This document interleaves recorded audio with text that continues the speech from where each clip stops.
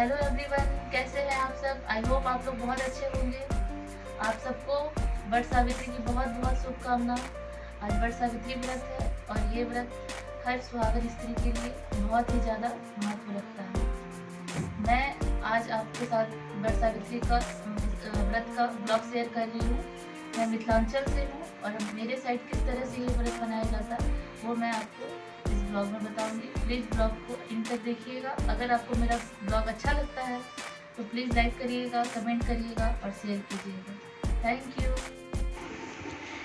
पूजा तो ये खैर जहाँ पे बरगद का पेड़ होता है वहाँ जाकर के करना बहुत अच्छा माना जाता है, लेकिन जिसके पास सुविधा नहीं है वो घर पे भी कर सकते हैं। और मैं भी यहाँ पे घर पे ही कर रही हूँ और इसी बालकोनी में करूँगी, इसीलिए इसकी सफाई कर रही हूँ। सफाई करने के बाद यहाँ पर अर्पण दे करके मैं पूजा को करूँगी। और यहाँ अव्यान उठ चुका है और उसे मैं बाहर चिड़ियों को दिखा रही हूँ। गर्मी अभी इतनी ज़्यादा है ना कि पूरा का पूरा मतलब ऐसे लगता है जैसे पसीने से नहा लिए हम लोग। और अब बस नहा करके मैं पूजा की तैयारी करूँगी। यहाँ मैं नहा चुकी हूँ और नहाने के बाद सबसे पहले पूजा की तैयारियाँ करूँगी, जैसे फल काटना है, उसके बाद में पिठार जिस चावल जिससे अर्पण देना है उसको पीसूँगी, उसके बाद में मैं खीर बनाना है, खीर वीर बना करके फिर आगे की तैयारियां शुरू करूँगी। तो चलिए पूजा की तैयारी शुरू कर लेते हैं।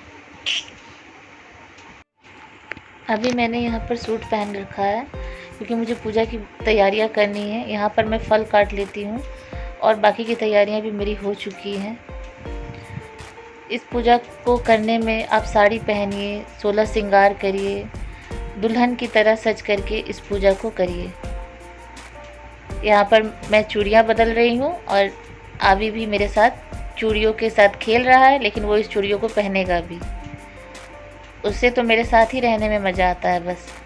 और ये देखिए बस अब वो अब अपने हाथों में भी चूड़ियाँ पहनने वाला है। मैं यहाँ नेल पेंट लगा रही हूँ और वो चूड़ियाँ पहन लिया।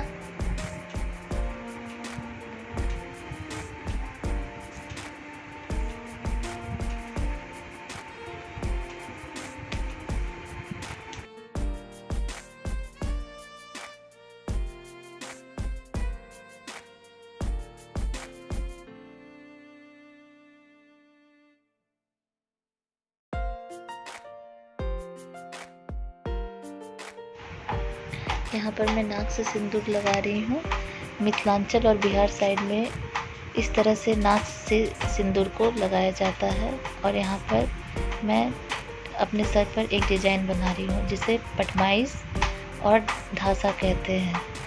ये डिज़ाइन हम लोगों की तीज त्यौहार शुभ अवसरों पर बनाए जाते हैं। ये डिज़ाइन बहुत ही ज़्यादा शुभ होता है, मुझे ये बहुत अच्छा लगता है, इसलिए मैं तो इसे हर तीज त्यौहार पर ज़रूर बनाती हूँ।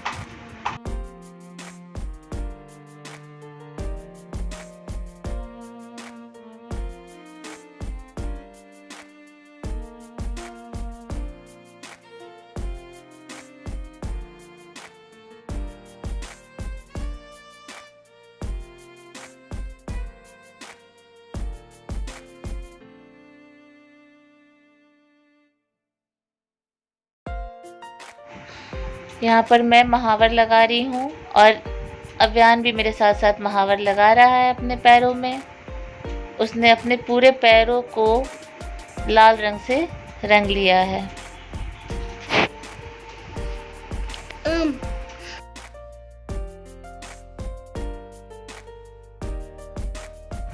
यहाँ पर मैं चावल से अर्पण दे रही हूँ और आवी की बदमाशियाँ भी चल रही है। यहीं पर बरगद की टहनी मैंने लगा रखी है और यहीं पर पूजा करूँगी।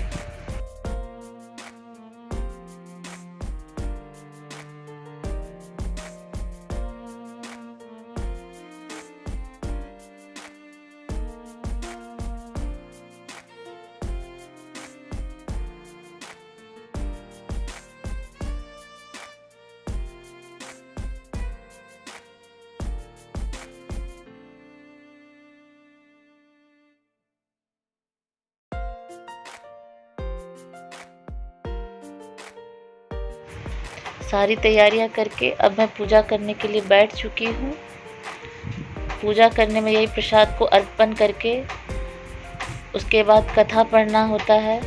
और यहाँ पर एक नियम और है कि यहाँ पर बरगद के पत्ते को अपने जूड़े में लगाया जाता है।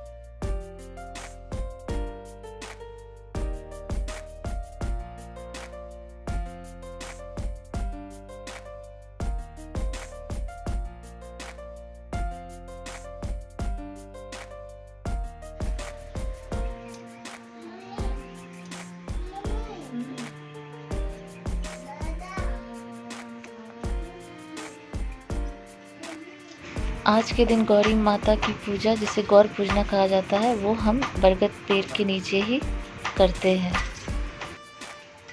फिर यहाँ पर बरगद के पेड़ से गले लगना है, इस तरह से गले मिलना है। ये भी एक नियम होता है हम लोगों का।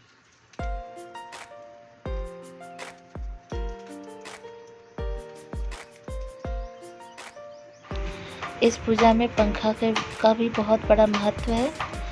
कहीं पर एक, कहीं पर दो, लेकिन हम लोगों के साइड में शादी के 5 साल तक 5 पंखों से पूजा की जाती है। फिर बारी बारी से एक एक पंखे से इस पेड़ को पंखा झला जाता है, या फिर पंखा हुकना कहते हैं। फिर प्रणाम करके पति को भी ऐसे ही पैर धो करके इन्हीं पंखों से फूकना है या झलना है।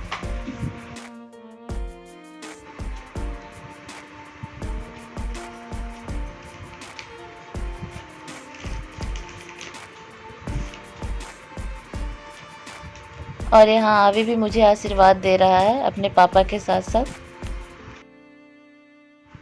कैमरे को नहीं, पतिदेव को पंखा झल रही हूँ। वो मेरा वीडियो शूट कर दे रहे हैं, इसीलिए अभी उनका चेहरा मैं नहीं दिखा पा रही हूँ। आप लोग प्लीज़ कंफ्यूज मत होइएगा।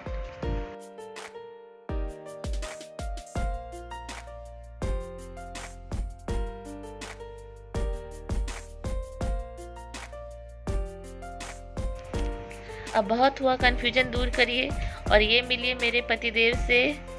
इन्होंने मेरे वीडियो में मुझे बहुत सपोर्ट किया है। भगवान हमारी जोड़ी ऐसे ही हमेशा बनाए रखे। आप लोग भी ये ब्लॉग देखिए और अपना आशीर्वाद मुझे ज़रूर दीजिए।